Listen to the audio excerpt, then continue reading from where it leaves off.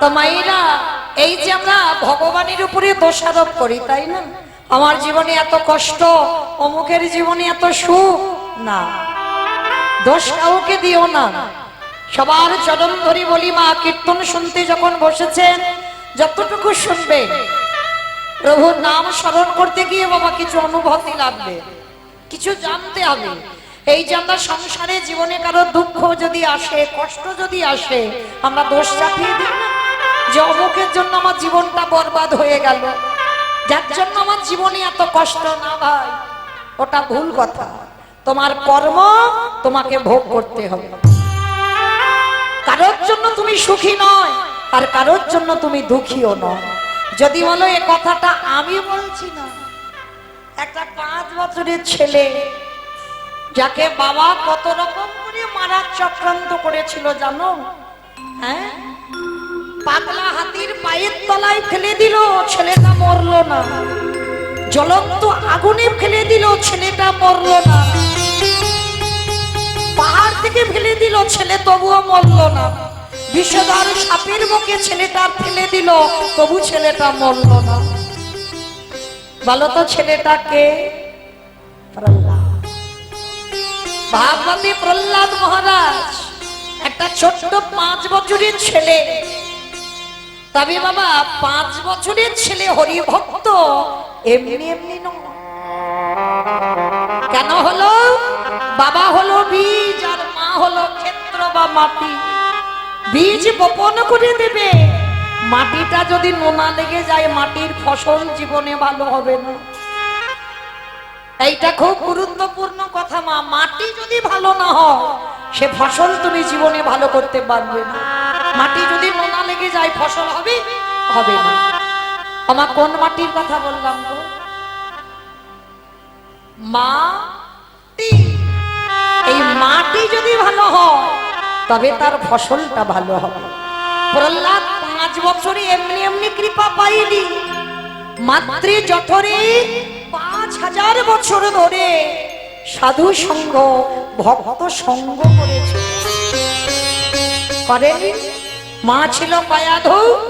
যখন বাবা ওই হিরণ্যকশিপু তপস্যা করেছিল স্বর্গমর্ত পাতাল দখল করবে বলে, এমন কঠিন তপস্যা, একেবারে চারিদিকে আগুন প্রজ্বলিত করে তার মাঝখানে বসে তপস্যা করেছিল।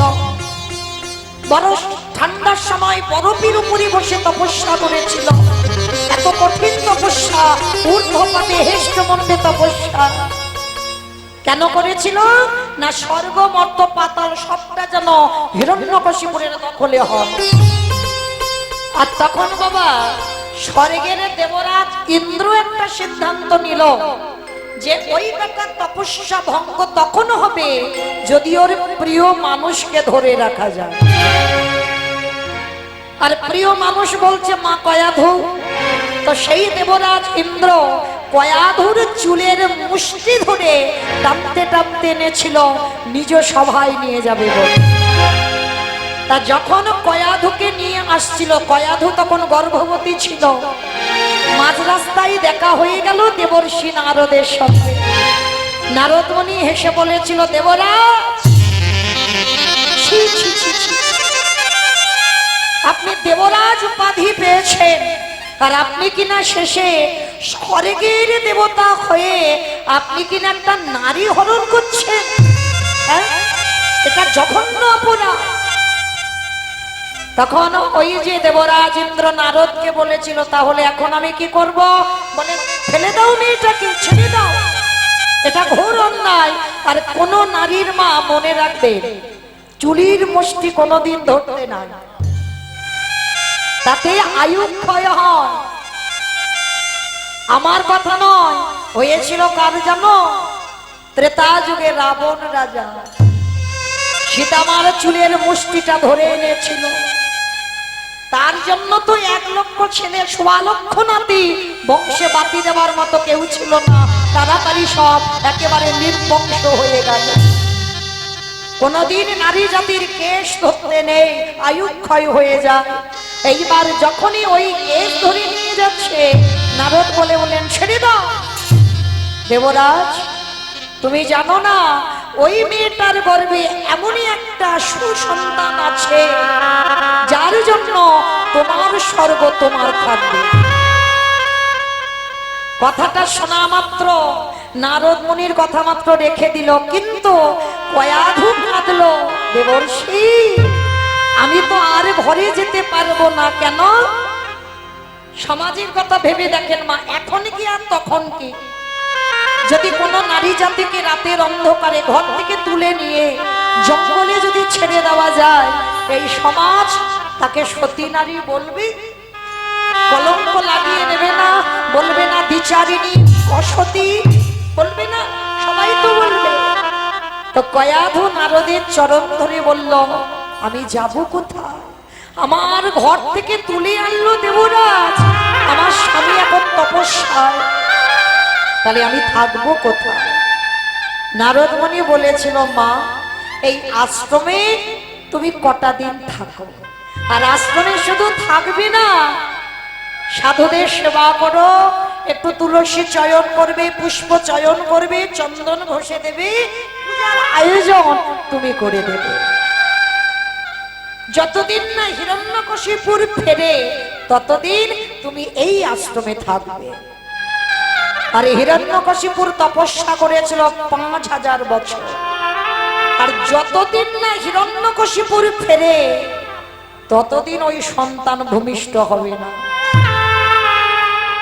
কিন্তু কয়াধু তো জানতো না, কয়াধু জানে একটা সন্তান মাতৃজঠরে 10 মাস 10 দিন থাকবে, তারপরে তো নয়।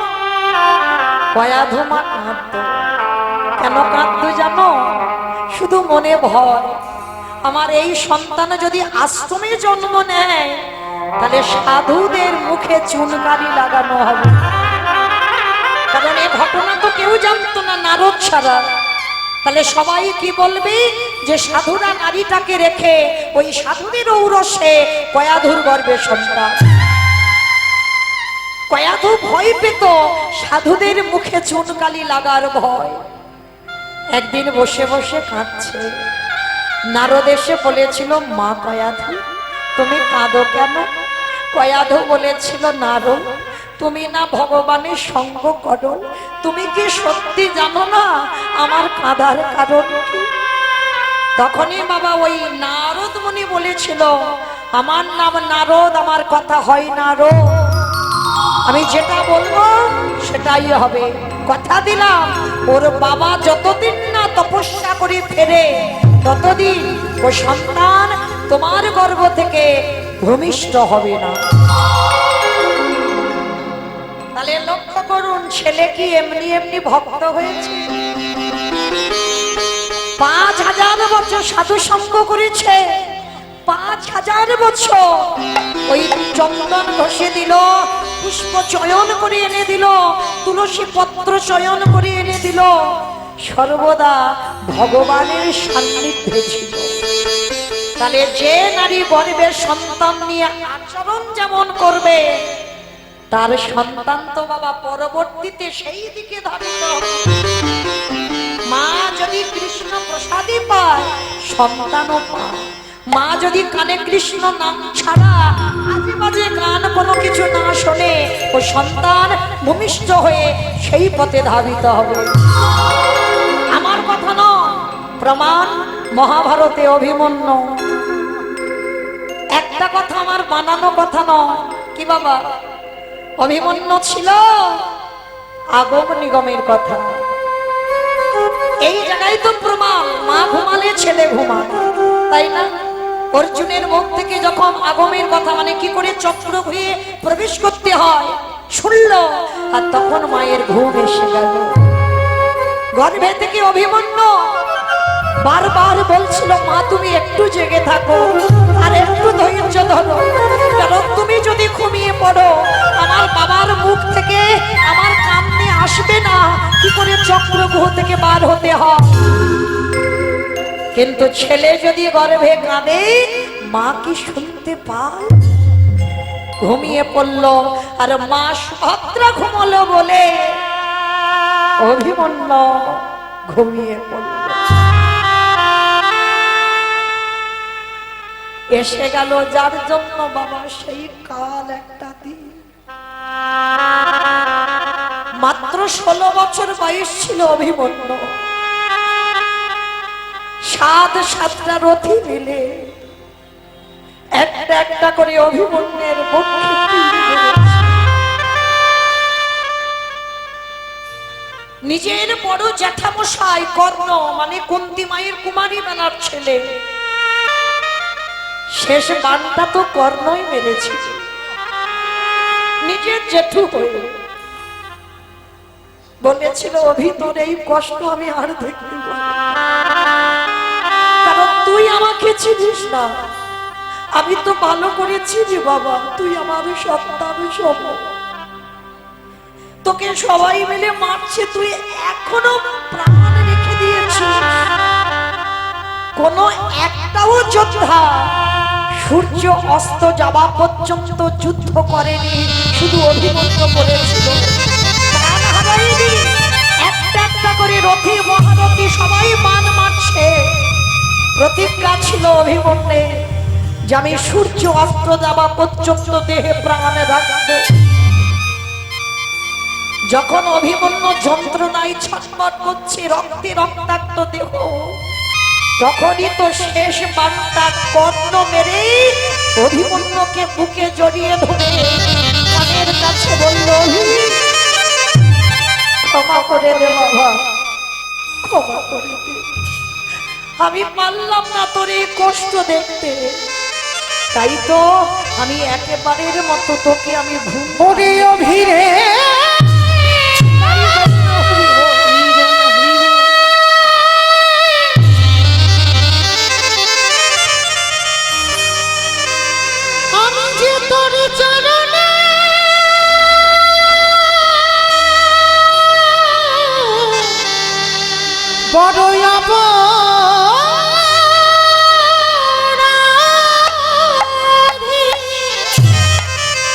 তুই পারিস যদি আমায় ক্ষমা করে ওরে খোকা রে, ওরে খোকা রে। অভিমন্যু মরার আগে একটা কথা বলে গেল, মা আমার মৃত্যুর জন্য জগতে কেউ দায়ী নয়, আমার মৃত্যুর জন্য আমার মা দায়ী। অভিমন্যু জগৎকে শেখালো, প্রত্যেকটা মাকে গর্ভের সন্তানে নিয়ে মায়ের চলা বলা, উপরে সন্তানের পরবর্তীটা নির্ভর করে। তাহলে আজকে সেই প্রহ্লাদ 5000 বছর মাতৃ জঠরে ছিল, তাহলে যে মার গর্ভে থেকে বাবা সাধু সঙ্গ, গুরুচরণ, ভক্ত সঙ্গ করে, সে সন্তান কি কোনোদিন খারাপ হয়? মাটিটা ভালো বলেই তো ফসল ভালো। প্রহ্লাদ এমনি এমনি ভক্ত নয়। যখনই হিরণ্যকশিপু এলো তারপরেই প্রহ্লাদের জন্ম হয়েছিল, কিন্তু শুধু জন্মালো না, ছোটবেলা থেকেই হরিভক্ত। ছোটবেলা থেকে পাঠশালায় দিয়েছে, সেখানে বাবা ও পড়াশোনা কিছু ভালো লাগে না, সব সময় কৃষ্ণ নাম, বন্ধুদের নিয়ে খেলা, সেটাও কৃষ্ণ নামের খেলা, কিছু ভালো লাগতো না। আর সেই প্রহ্লাদ যখন হরিভক্ত হয়ে এলো, বাবা কত রকম করে ছেলের মারতে চাইলো, মরেছিল কি? মরেনি। শেষে একটাই পদ অবলম্বন করেছিল ছেলেকে মারবার জন্য। কি পদ জানো? মা কয়াধুকে ডেকে বলেছিল, কয়াধু সত্যি করে বলো, তুমি তোমার ছেলেকে বেশি ভালোবাসো না তুমি আমারে বেশি ভালোবাসো? ও মায়েরা, খুব কঠিন পরীক্ষা এটা।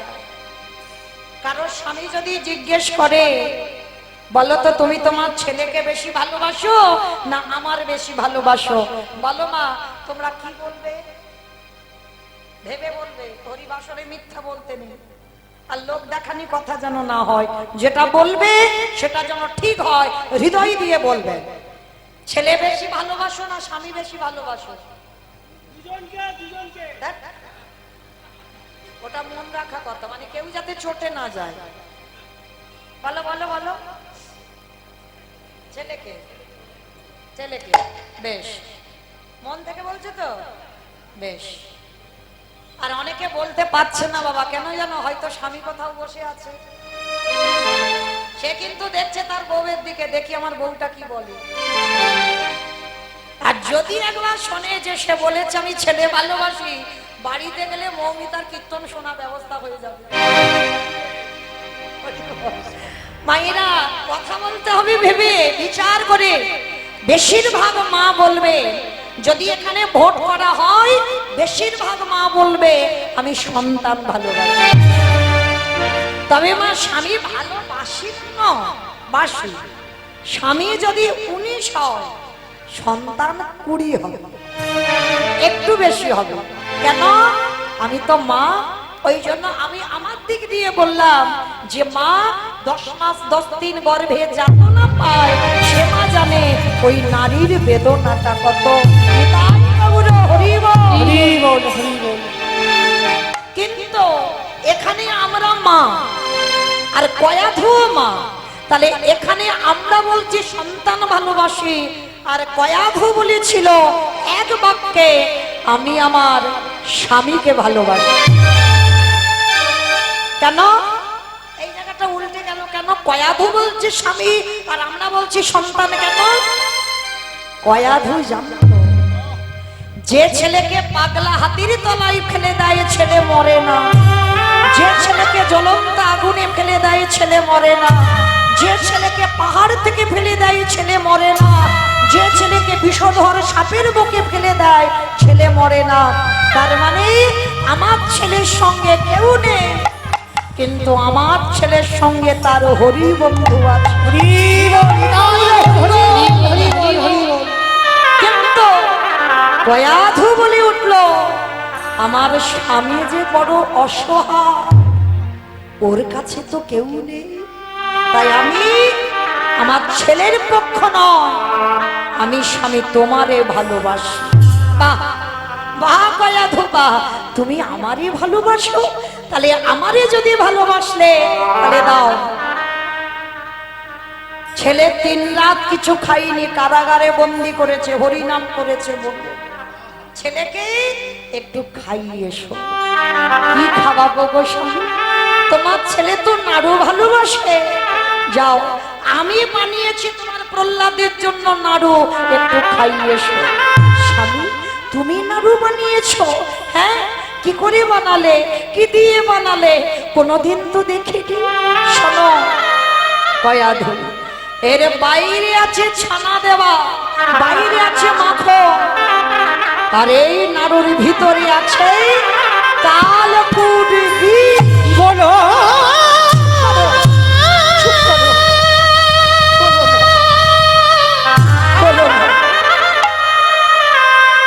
তুমি করে বলো না, আমি যে সহিতে পারিব না। চুপ করো, আমি ওই বিষের নাড়ু আমার ছেলেকে খাওয়াবো? কেন কয়াধু? এই তো বললে তুমি আমারে বেশি ভালোবাসো, যাও খাইয়ে এসো। কোন মা পারবে? কয়াধু মা গেল, বিষের নাড়ুটা হাতে ধরে আছে কারাগারের বাইরে। কমাইরা সন্তান তৈরি করতে শেখো। প্রহ্লাদকে করেছিল কয়াধু মা, কারাগারের ভিতরে প্রহ্লাদ, বাইরে মা, ভিতর থেকে মায়ের চরণ স্পর্শ করে দণ্ডবত প্রণাম। 5 বছরের ছেলে প্রণাম করে প্রথমবারই জিজ্ঞেস করলো, ও মা আমার বাবা কেমন আছে? চমকে উঠেছে কয়াধু। খোকা, যে বাবা তোকে এত কষ্ট দেয়, এত জ্বালা দেয়, এত যন্ত্রণা দেয়, যে বাবা তোকে হরিনাম করেছিস বলে কারাগারে 3 রাত 3 দিন বন্দি করেছে, আর তুই কিনা প্রথমেই জিজ্ঞেস করলি তোর বাবা কেমন আছে? 5 বছরের প্রহ্লাদ বলেছিল, মাগো কে বলেছে তোমার আমার বাবা আমারে কষ্ট দেয়? ভুল ভাবনা তোমার। এই পৃথিবীতে কেউ কাউকে সুখ দিতে পারে না, কেউ কাউকে কষ্ট দিতে পারে না। সুখ দুঃখ দেবার মালিক একজন, যেটা হলো আমার হরি বন্ধু।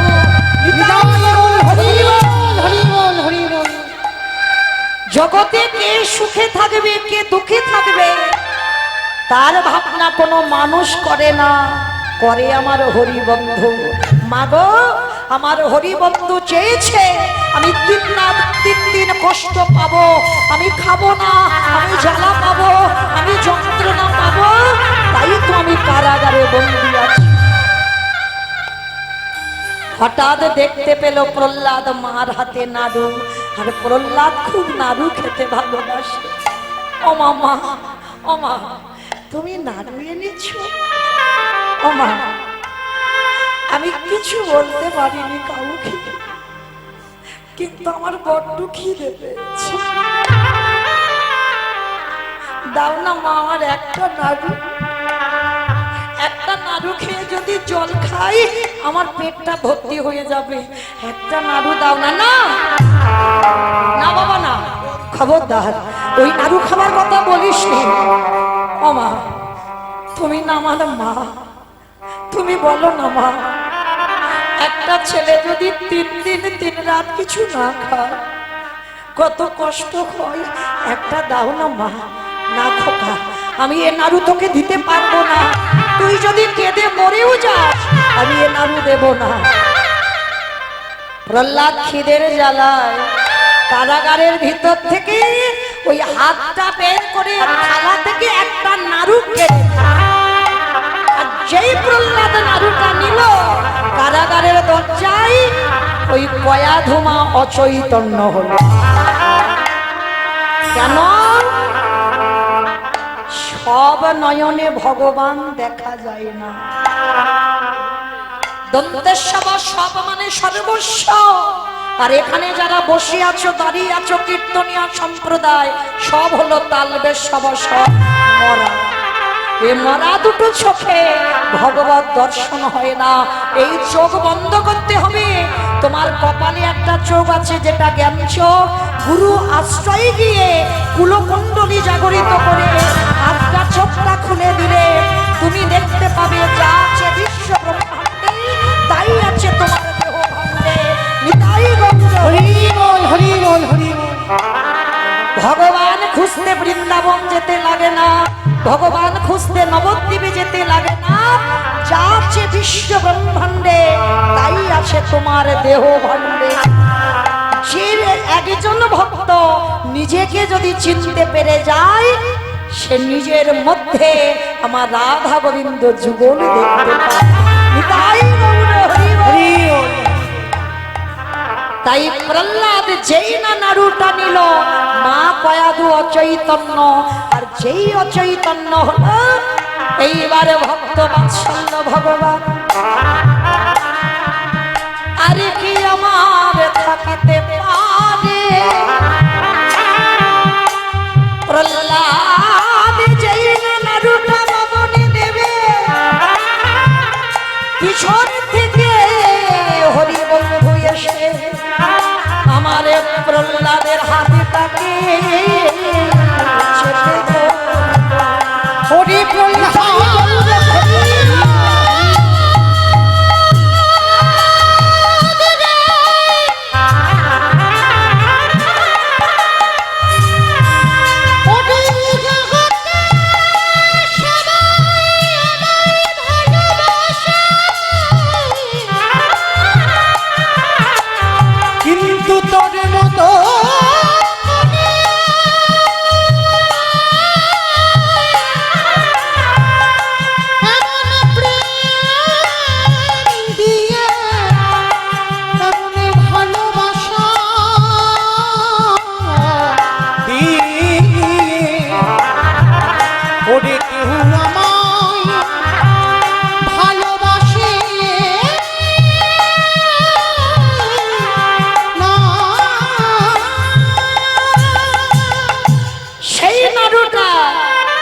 প্রহ্লাদের কাছ থেকে নিয়ে ভিতরের বিষটা ভগবান সেবা করলো, আর আজকের প্রহ্লাদ বাইরের মাখনটা সেবা করলো।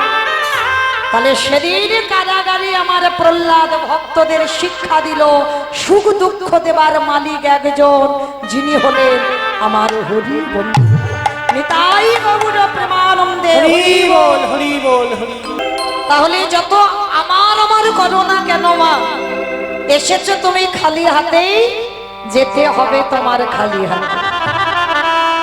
আমাইরা এখানে এই যে এতজন ভক্ত আমরা আছি, আমরা কি থাকবো বলে এসেছি না যাব বলে এসেছি? কে গো, থাকবো না যাবো? যাবো।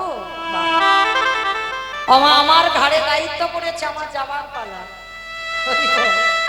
আসার পালা সাদা হয়ে গেছে, এবার একটা পালা বাকি আছে, যাবার পালা। হ্যাঁ, তাহলে মনে রাখতে হবে মা, যতই আমার করে তুমি আঁকলে থাকো না কেন, যাদের জন্য তুমি বসে থেকে কৃষ্ণ ভজন ভুলে যাচ্ছ, সারাদিন শুধু ছেলে আমার, মেয়ে আমার, জায়গায় আমার, জমি আমার, বিষয় আমার, বৈভব আমার, কিন্তু যতই আমার করো না কেন, বাঁশি যদি বেজে যায় পড়ে থাকবে সরকারি খামার। এসেছো একা, তুমি যাবেও একা। শেষের দিনে কেউ যাক বা না যাক মা, তোমার কর্ম তোমার স্বাদ যাবে। কি মাইরা, কর্ম যাবে না? কতদিন হরিবাসরে বসলে, কতদিন সাধু সঙ্গ করলে, কতদিন ভক্ত চরণ ধরলে, কতদিন তুমি গুরু চরণ আশ্রয় করেছো, এই ভালো ভালো কর্মগুলো তোমার স্বাদ যাবে। তবে মা, আমি মৌমিতা একটা গ্যারান্টি দেব, জানি না আপনাদের এটা নদিয়া নাকি মুর্শিদাবাদ? মুর্শিদাবাদ, বেশ। তাহলে জানি না আপনাদের এই মুর্শিদাবাদে নিয়ম আছে কিনা, তবে আমার ডায়মন্ড হারবার এলাকায় নিয়ম আছে বাবা। কোন ব্যক্তি যদি মারা যায়, মৃত্যুর পর কিছু দাও বা না দাও, দুটো জিনিস সাথে দিতে হবে। কি? এক হলো খোল আর এক হলো করতা।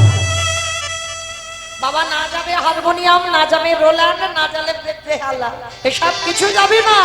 যাবে মহাপ্রভুর সাথী হচ্ছে খোল আর করতা। যখন আমাদের দেহটা নিয়ে যাবে, পিছনে বলবে না বলো হরি, বলো হরি। আচ্ছা বাবা, এই জায়গাটা একটু ভালো করে মিলিয়ে নেবে। এই যে প্রথমে বলেছি কীর্তন মানে অনুভব, আর একটা কথা বলি রাখি, কীর্তন মানে নারকেলের মতো। আমাইরা নারকেল দেখেছো? তাহলে তার দেখবো না, সবাই দেখেছে। গ্রামাঞ্চলের মানুষ নারকেল দেখবে না?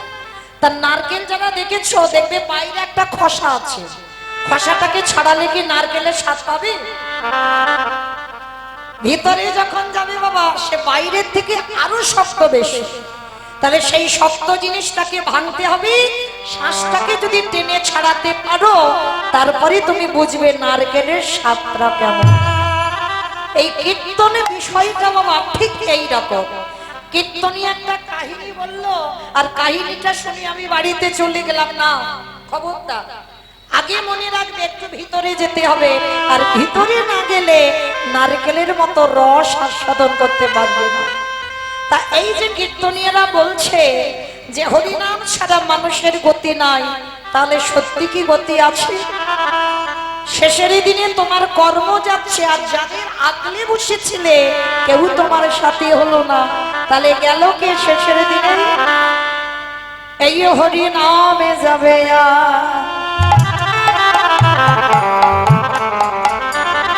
আমাদের পচা দেহ,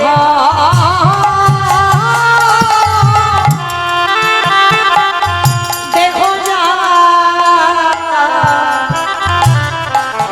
যাবে যেদিনে তুমি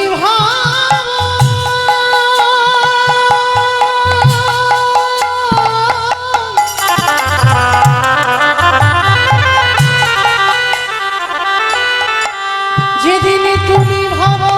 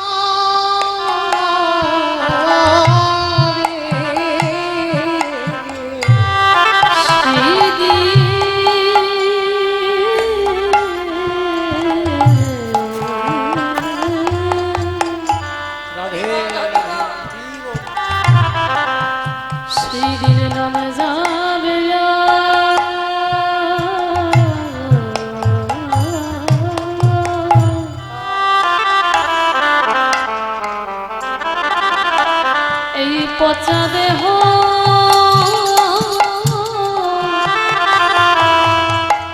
ও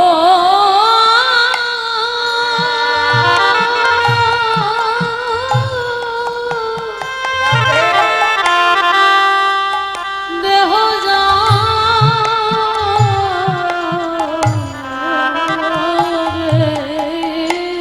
ওগো আমাদের কারোর কৃষ্ণ ভজন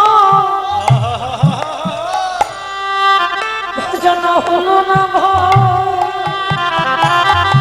কৃষ্ণ বলে বলে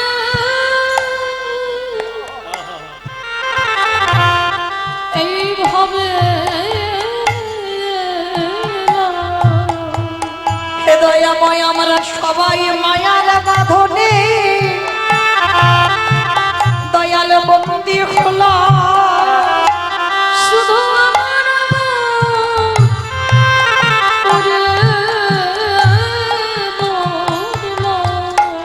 আমরা শুধু এলাম খেলা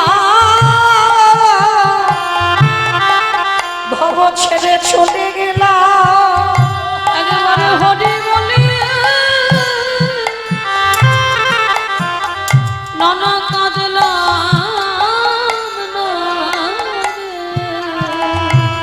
তোমার পারে ঘাটাতে আমি দাঁড়াই রইলাম একেবারে মনে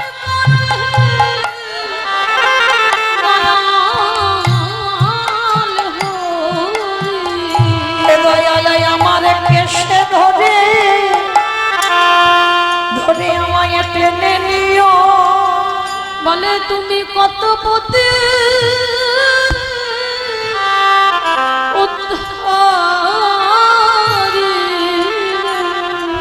দয়াময় আমার মতো অযোগ্য আদিকে খুনা কেবল আমি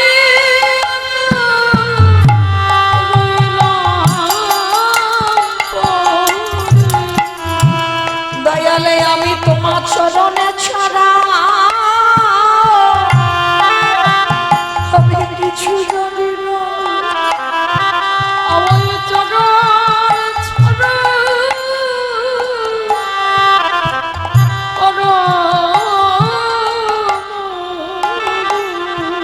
দয়াময় তুমি বিনে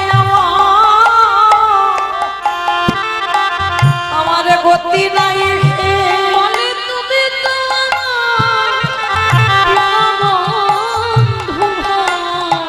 যেন চরণ ছাড়া ছাড়া করো শিশুকালে কৃষ্ণ ভজে কৃষ্ণ পাবার আসে কৃষ্ণ পাবার আসে অগ যৌবনেতে কৃষ্ণ ভজে আসে বা নাই আসে আসে না আসে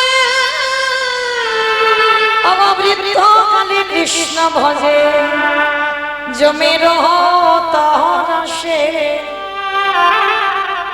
হরি বল মাইরা আজ আমাদের বিষয়টা বাবা একদিকে থাকবে লীলা আর একদিকে থাকবে বাবা দেহ তত্ত্ব উত্তর গোষ্ঠে সবাইকে যেতে হবে তাই না সবার জীবনে রাসের বাঁশিও বাজবে ভালো করে অনুভব করবেন কীর্তন মানে একটু ভিতরে গিয়ে ভাবেন প্রত্যেকের জীবনে উত্তর গোষ্ঠ হবে ফিরতে তো হবে বাবা কিন্তু মহাজনেরা বলছেন শিশুকালে কৃষ্ণ ভজে কৃষ্ণ পাওয়ার আসে যৌবনেতে কৃষ্ণ ভজে আসে বা নাই আসে বৃদ্ধকালে কৃষ্ণ ভজে জমের তর আসে শিশুকালে ভজন করতে বললেন শিশুকাল মানে সকাল বেলা ভালো করে দেহতত্ত্বের দিকে ভেবে দেখেন বাবা সবার জীবনে আমাদের সকাল ছিল না কি বাবা সকাল ছিল কি না বাল্যকাল যখন আমরা ধরাই এলাম ওটা হচ্ছে বাবা আমাদের কুড়ি ফুল ওই কুড়ি ফুলটা গোবিন্দ সেবায় লাগে কি বাবা লাগে? ছোট ছোট বাচ্চাদের নিয়ে কীর্তন আসরে বসবে, ওরা বসে ঠিক কথা, বাবা মা এসেছে, দাদু ঠাকুমা এসেছে, বসতে হয় বসে, কিন্তু সেই অভিজ্ঞতা কি আছে? ওটা সকাল বেলা, শিশুকাল, শিশুকালে ভজন হয়, ঠিক ঠিক ঘরে ভজন হয় না। যেমন আর একদিকে বলছি বাবা, কুড়ি ফুলে গোবিন্দ সেবা হয় না, হয় কি? কুড়ি ফুলে গোবিন্দ সেবা হবে না মা, গাছ থেকে কুড়ি ফুল তুলে গোবিন্দ চরণে দেওয়া যায় না, নিষিদ্ধ, সে ফুল গোবিন্দ গ্রহণ করে না। আর বাসি ফুল তো লাগবেই না সেবায়। কি মায়েরা, বাসি ফুল মানে বুঝেছ? দন্ত পড়ে যাবে, কেশ পেকে যাবে, চামড়া গুলো আলগা হয়ে যাবে,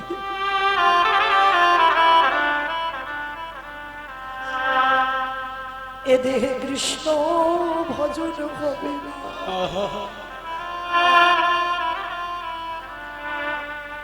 বার্ধক্য দশা যখন আসবে, কৃষ্ণ ভজন হবে না।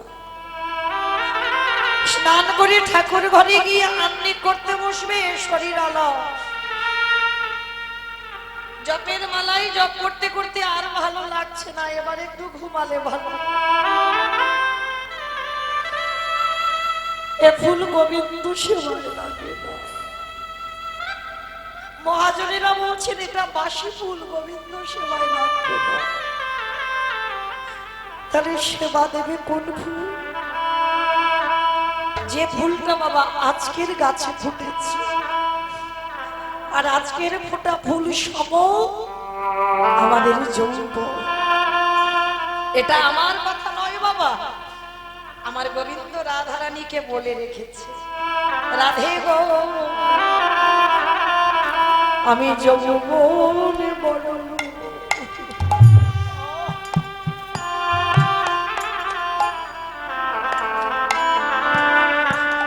রাধে আমি ভালো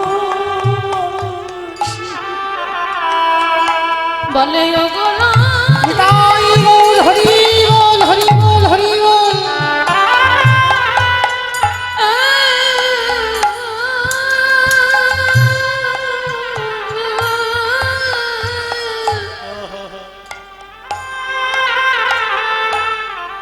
ওগো রাধে রাইবিন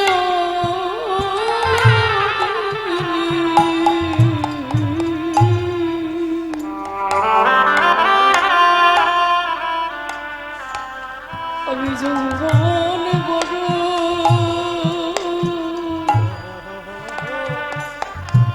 বড় ভালোবাসি। আস্তে কোন যৌবনের কথা বললো রাধারানীকে? সেই যৌবন, যে যৌবনে বাবা তোমার দাঁড়াবার শক্তি থাকবে, দুটো হাত তুমি গোবিন্দ সেবার কাজে লাগাতে পারবে, যেদিন তোমার জিহ্বায় কৃষ্ণ নাম পরিষ্কার উচ্চারণ হবে, যেদিন তুমি কর্ণ বলে কৃষ্ণ নাম শুনতে পাবে, যেদিন এই দুটো নয়ন গোবিন্দ চরণ ছাড়া আর কিছু ভালো লাগবে না। নিতাই গৌর হরি বল, হরি বল, হরি বল। তোমার দেহের যেদিন 10 ইন্দ্রিয় সতেজ সবল থাকবে, 10 ইন্দ্রিয় দিয়ে তুমি গোবিন্দ সেবার কাজে লাগাবে। কারণ পঞ্চরসের মধ্যে গোবিন্দ আমার বলছে আমি মধুর রসের ভক্তকে বড় ভালোবাসি। কারণ একটা কথা মনে রাখতে হবে বাবা, এখানে কেউ পুরুষ নয়। ভজন যজ্ঞে যেতে গেলে তোমাকে গোপী ভাবে ভজন করিতে হরি বল, হরি বল, হরি বল।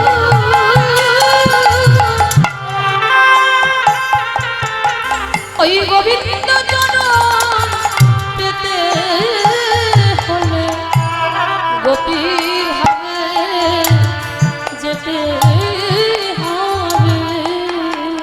যত যত মহাজনীরা সবাই বাবা গোবিন্দ সেবা করেছে, যখন ভজন যজ্ঞে বসে সবাই কিন্তু গোপী ভাবেই বসে, পুরুষ ভাবে ভজন হয় না। ভজন করতে গেলে তোমাকে মনে করতে হবে আমি বৃন্দাবনের একজন ব্রজগোপী। আর ব্রজগোপীর আনুগত্যে যদি তুমি ভজন করো তোমার ভজন হবে সঠিক।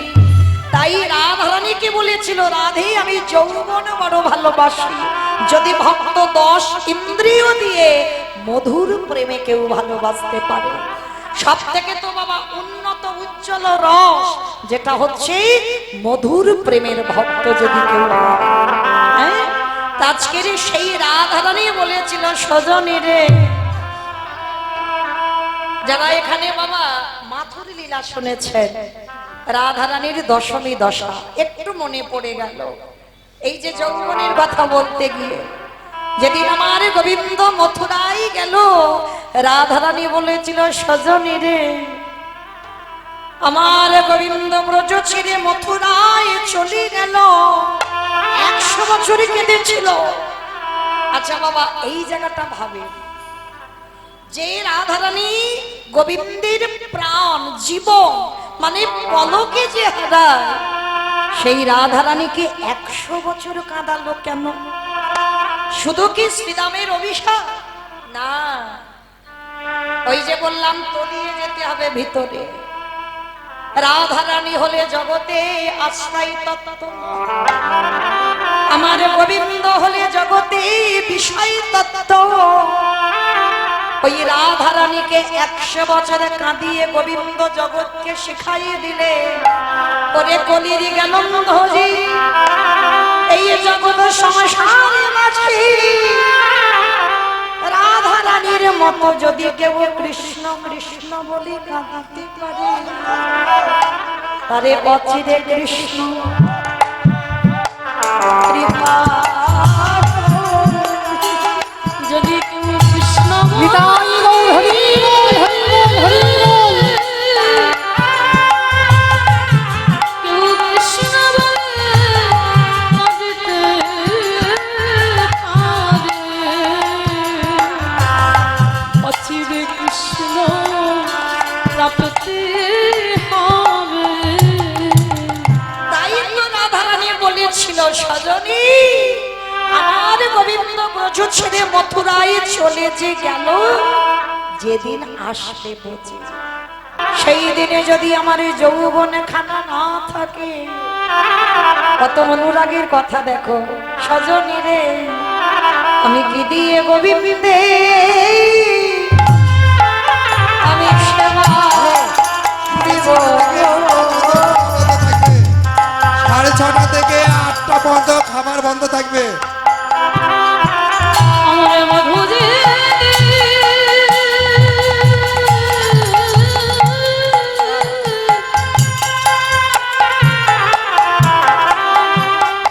আমার মধুরে এই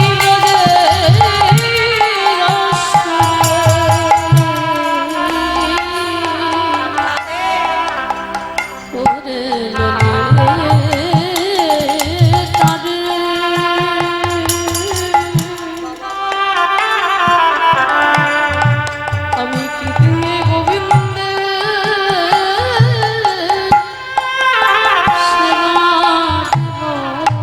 আস্তে।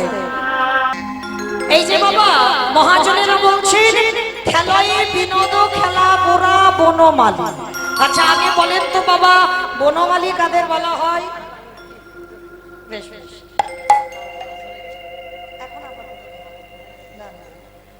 রাধে। অমাইরা বনমালী কাদের বলা হয়? বলো দেখি বনমালী। বুঝতে পারছি বাবা, রাত হচ্ছে তো যেতে হবে। তাহলে বনমালী তাদের বলা হয় যারা বাবা বাহ্যিক জগতে ওই ফুল গাছের কাজ করে, তাদেরকে বলা হয় বনমালী।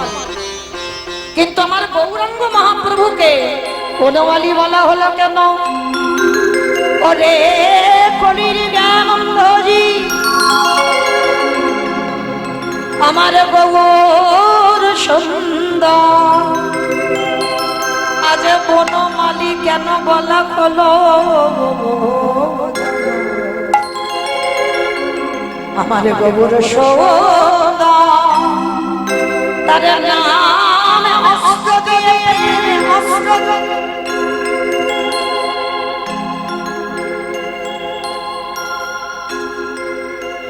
হরি বল। এই জগতে সংসারে বাবা বনমালীরা ফুলের আগাছা কুগাছা পরিষ্কার করে, তাদেরকে বনমালী বলে। তো চৈতন্য মহাপ্রভু আবার এই বাহ্যিক জগতের সংসারের বনমালীর সঙ্গে মহাপ্রভুকে বনমালী বলা হলো। কেন? তা বাহ্যিক জগতের মালীরা বাবা ফুল বাগানে কাজ করে, তাদেরকে মালী বলে।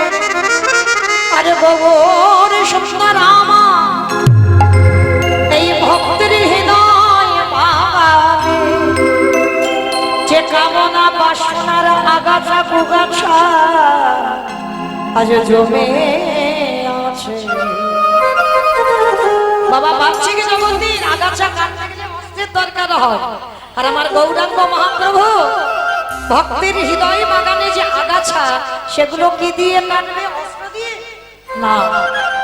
সেই আগাছা কুগাছা গুলো কুকামনা কুবাসনা এই যে আমার করে মরছি, এইগুলো আগাছা কুগাছা বলছে, সেগুলো কাটবে কি দিয়ে? আজ মহাপ্রভু হরি নাম দিয়ে, কৃষ্ণ নাম দিয়ে, এই কৃষ্ণ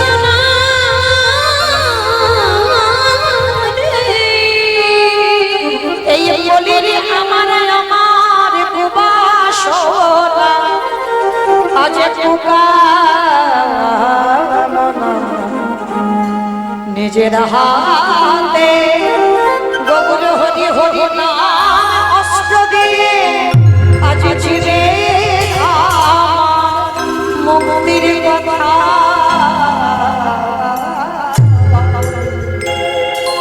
তাহলে কি বুঝলাম আমি?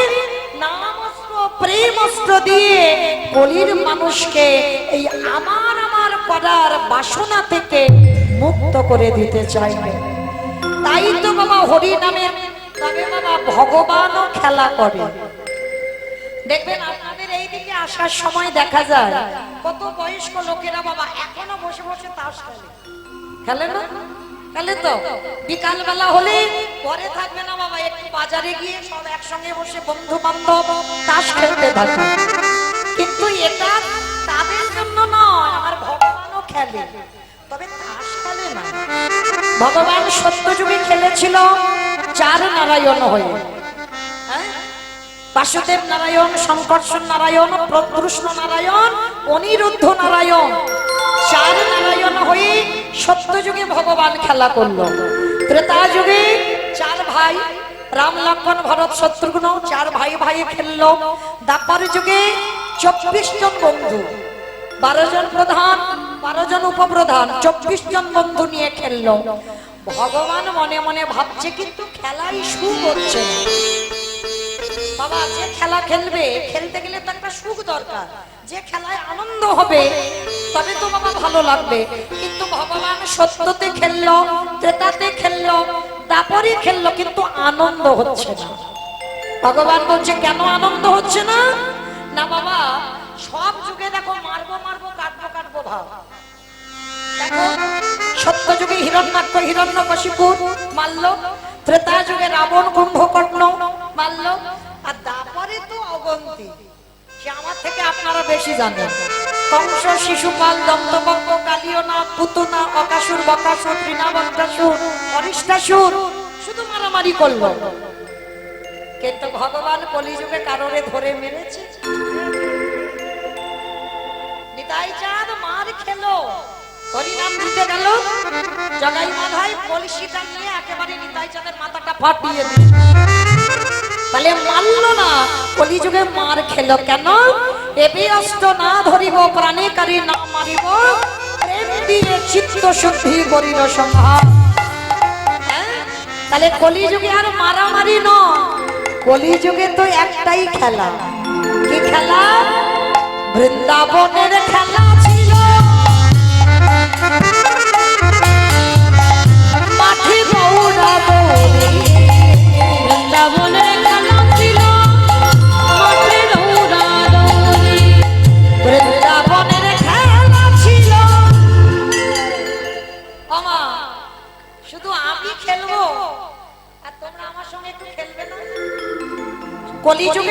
একলা একা একা নয়, ভক্তদের নিয়ে, তাই তো? ওইদেরকে একটু উলুধ্বনি দাও। বৃন্দাবনের খেলা ছিল মাঠে দৌড়াদৌড়ি, বৃন্দাবনের খেলা ছিল আমার গড়ারি।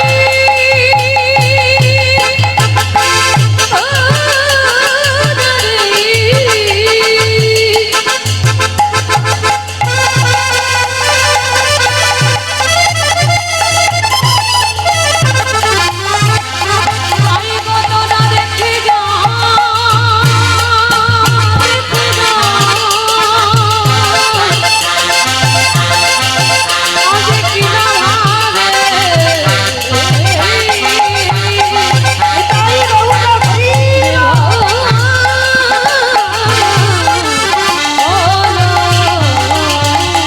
বৃন্দাবনে খেলা ছিল মাঠে দৌড়াদৌড়ি। কলিযুগে খেলা হলো। কি গো, কলিযুগে আর মাঠে দৌড়াদৌড়ি হয়? কি হয়? নাকি ফ্রি ফায়ার খেলা হয়? ধুলাই ওই যুগের খেলা হলো ধুলাই গড়ানো। ওই কলিযুগে হলো ধুলাই গড়াগড়ি। বৃন্দাবনের খেলা ছিল গোধন চাঁদ। বৃন্দাবনের খেলা ছিল গোধন চাঁদ। বৃন্দাবনে খেলা ছিল ধন চাঁদ।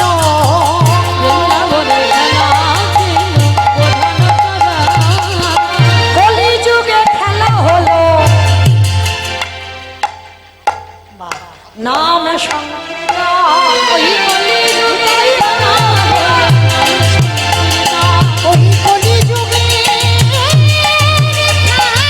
খেলা হলো হরিনাম সংকীর্তন। হরি নামের খেলা খেলেছে গো, খেলা খেলেছে হরি নামের খেলা খেলেছে গো। খেলা খেলেছে ভক্তগণ সঙ্গে করি, খেলা খেলেছে ভক্তগণ সঙ্গে করি। আমাইরা ফুটবল খেলতে গেলে ফুটবল লাগবে, ক্রিকেট খেলতে গেলে ব্যাডমিন্টন লাগবে, লাগবে কি না? প্রত্যেক খেলায় একটা একটা জিনিস লাগে, কিন্তু হরি নামের খেলায় এইখানে বাবা হার জিত হয় না। হার জিত হয়? এই যে হরি নামের খেলায় বলতে পারবে কোথাও হরি নাম শুনতে গেছো হার জিত হয়েছে, এই পক্ষ জিতেছে ওই পক্ষ হেরেছে, শুনেছো? কারণ এই খেলায় কি হয় জানো? বলি সবাই যেতে বলে সবাই যেতে। বলি এই হরি নামে খেলায় মরিলে দেখো সবাই যেতে। আসতে। আর এই হরিনামের খেলায় একটা জিনিস আছে, কি জিনিস জানো? এই হরিনামের খেলাটা তো তেমন যেমন তেমন খেলা নয়। এই হরিনামের খেলাটা কেমন? এই হরিনামের খেলায় যারা মেতেছে, এই খেলাটাই কি করে জানো? ভগবান পেতে গেলে একটা পদ অবলম্বন করতে হবে। বলি ভক্ত চরণ ধুলা, ধুলায় গড়া গো,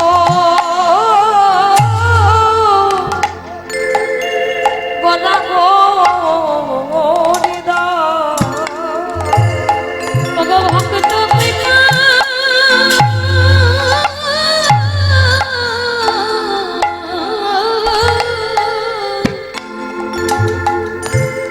ওগো ভক্ত পিতা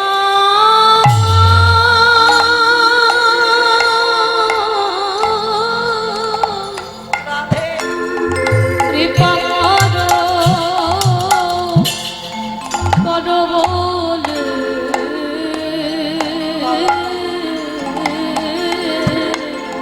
ভক্ত চরণ ধুলা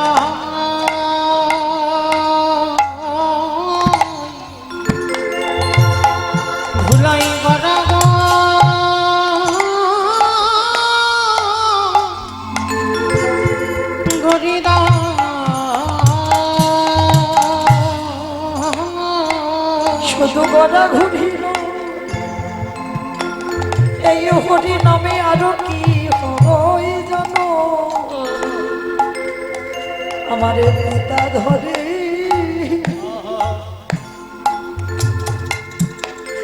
ওগো পুত্রে পায়ে এই হরি নামে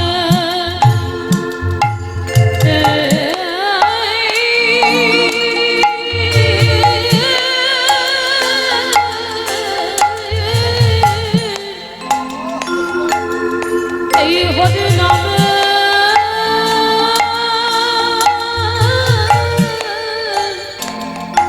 আনন্দতে মেতে দেখো পিতা ঘরে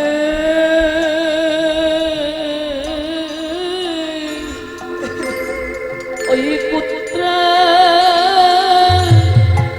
পায়ে ওই না গৌরে কৃপা গৌরী কৃপা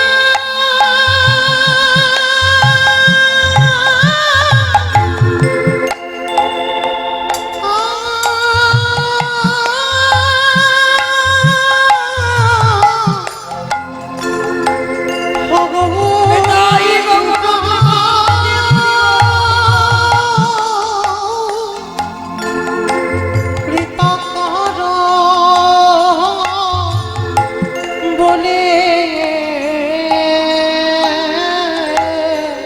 দেখো পিতা ধরে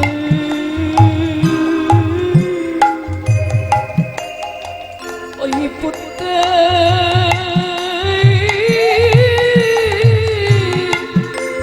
পুত্রে পায়ে ওই না ভক্ত ধুলা আজি অঙ্কে মাখে আজ পিতা ধরে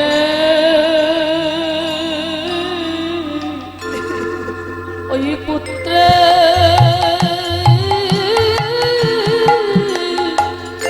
পুত্রে পায়ে ওই ভক্ত ধুলা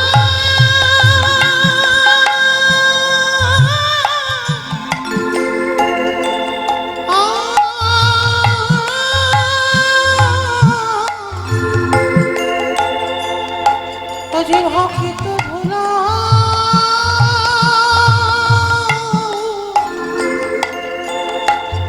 অঙ্গে মাখে ওগো ধরা ধরিয়া আজি জড়া জড়ি ওই ধুলা মাঝে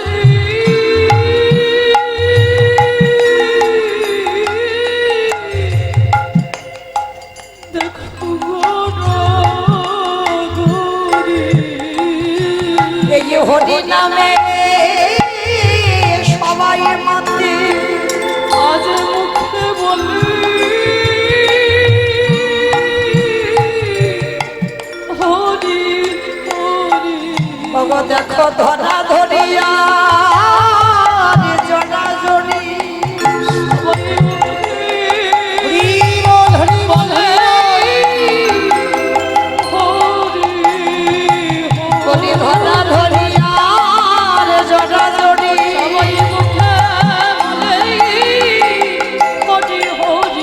বলি ধুলায় গোটা গড়ি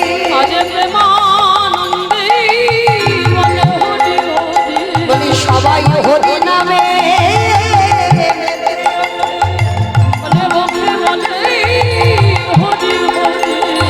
ধরা ধরিয়া জনা জলি আজ ধরা ধরিয়া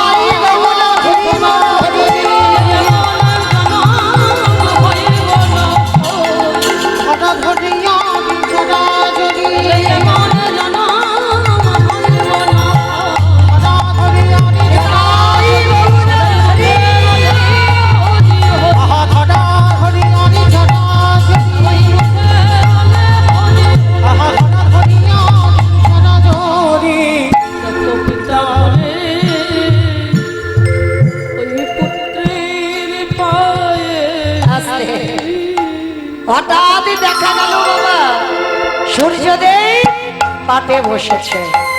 এবার তো ফিরতে হবে। গৌরাঙ্গ মহাপ্রভু ভক্তদের ডেকে বললেন, ভক্তগণ আর দেরি না, চলো এবার আমাদের গৃহে ফিরতে হবে। বিনয় অবসান হলো গৃহেতে চলে।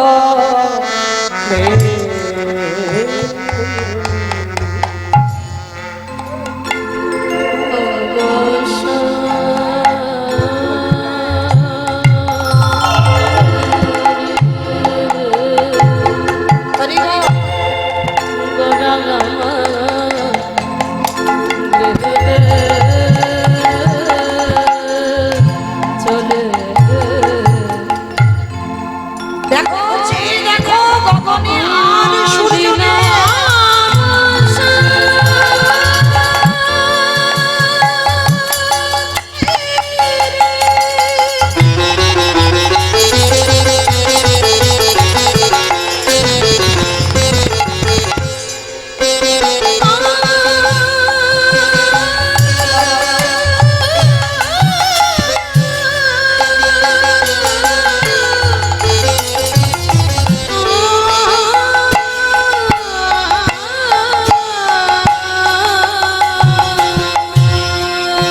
জননী চরণে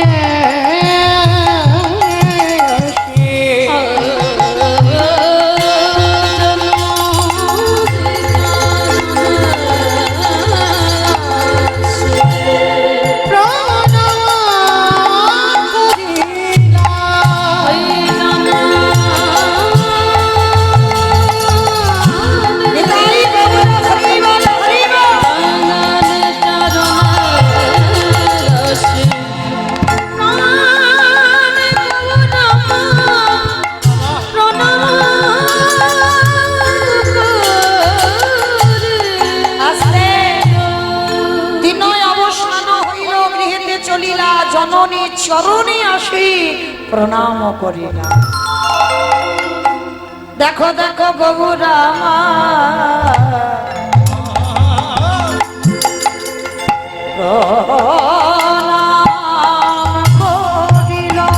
আজ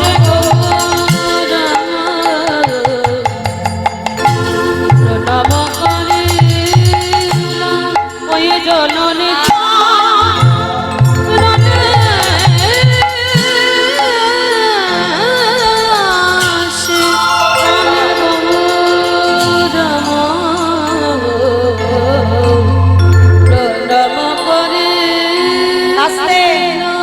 আমার ভক্তিমতী মায়েরা, আমরা যদি সন্তানদের বা আমরা নিজেরা কোথাও যাই, তখন দেখবে বাবা মাকে শ্বশুর শাশুড়ি প্রণাম করি। আচ্ছা বলো তো মা, কোথাও থেকে ঘুরে এসে তারপরে কি বাবা মাকে প্রণাম করো? মহাজনেরা বলছেন, মহাপ্রভু আদেশ দিল যাবার সময় শুধু প্রণাম নয়, আত্মীয় স্বজনের বাড়ি থেকে এসে আবারও বাবা মা বা শ্বশুর শাশুড়িকে প্রণাম করো। এটা মহাপ্রভু নিজে আচরণ করে জগৎকে শিখিয়েছে। কিন্তু আমরা করি যে যাওয়ার সময় প্রণাম করি আর ফেরার সময় প্রণাম করি না। কিন্তু ভগবান বললেন, হ্যাঁ এখন তো আবার সরিষ্ঠা হয়েছে,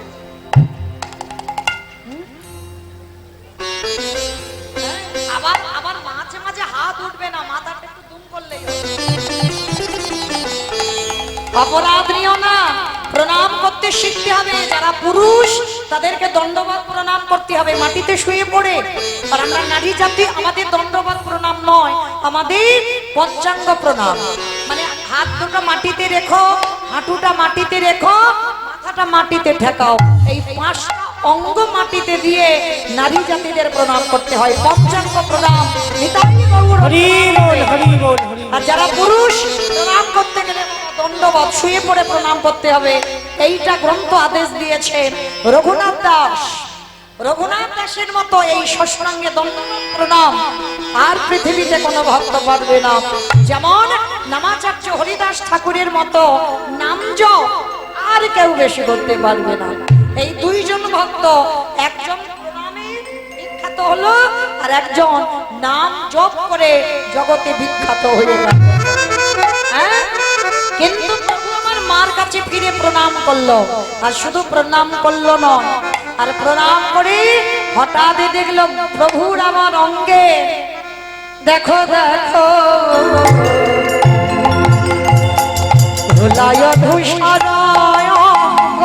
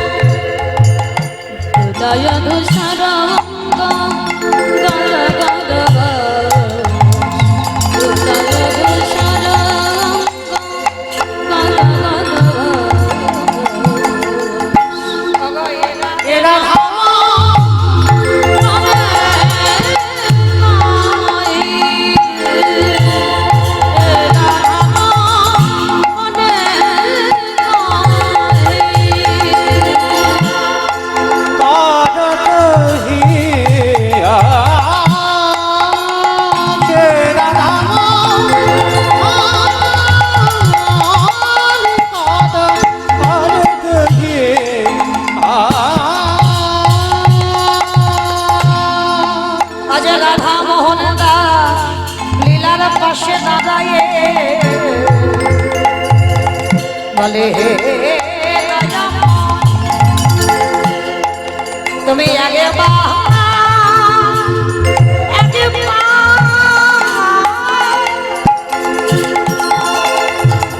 আরে বাবা কৃপা কো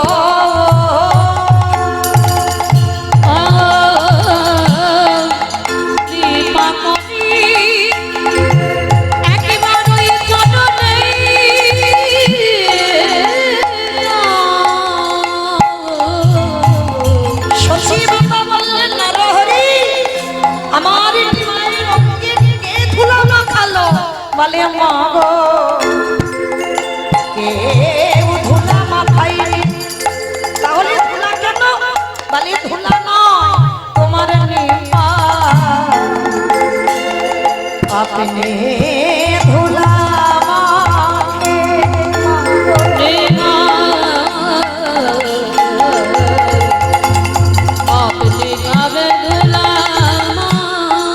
ওই না রাধা রাধা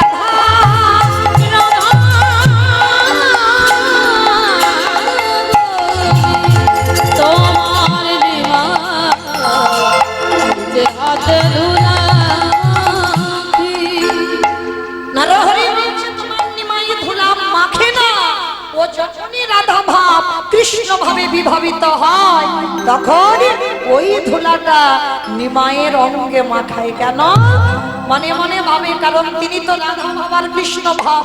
রাধা কৃষ্ণ একাত্মা, দুই দেহ ধরি অনন্য বিলাসীরা শাশ্বতন করি, এই দুই ভাবিবে চৈতন্য মশাই ভাবের শাশ্বদিতে দোহে একোটাই। চলো এবার আমরা সবাই যাব আজকের বৃন্দাবন, আর যেতে গিয়ে একটা ভজন গাইতে গাইতে যাওয়া হোক। বেশ, একটু উলুধ্বনি দাও দেখি সবাই। বৃন্দাবন ধামে আপার জপে যা রাধে রাধে, রাধে अली मेरी सरकार जपे जा राधे राधे। वृंदावन धाम अपार जपे जा राधे राधे अली मेरी सरकार जपे जा राधे राधे। রাধে আমার এক দিদি ভাই 200 টাকা দিয়েছেন গোবিন্দ সেবার জন্য। রাধারানীর কাছে প্রার্থনা করব আমার রাধারানী যেন ভক্তের মনোবাসনা পূর্ণ করে।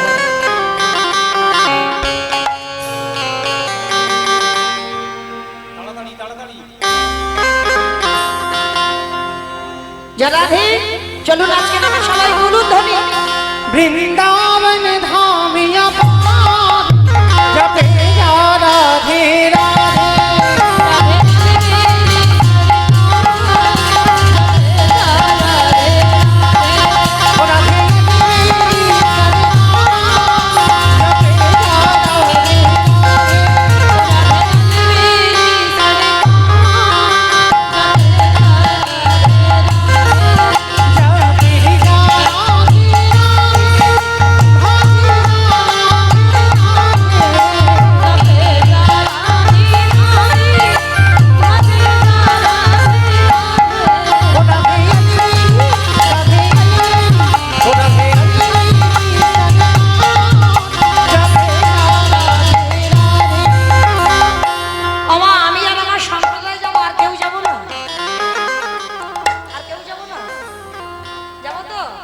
যারা যারা যাব আর একবার এই কান বলে বলছি মা কালী দিব্যি আর বলবো না।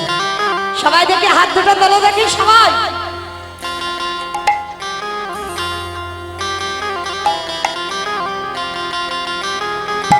সবাই দেখি হাত দুটো সবাই। ও মা, মাঝখানে ধসে ধসে যাচ্ছে কেন?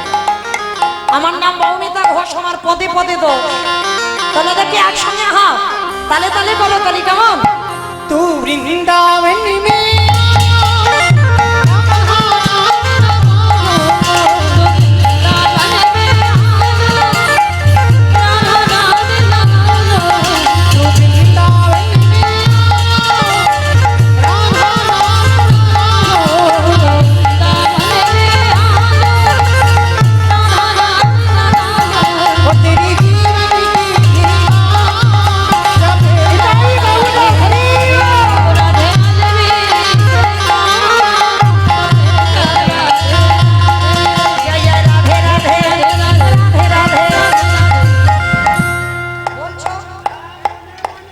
সব মনে মনে বলছো, আওয়াজ বেরোচ্ছে না তো?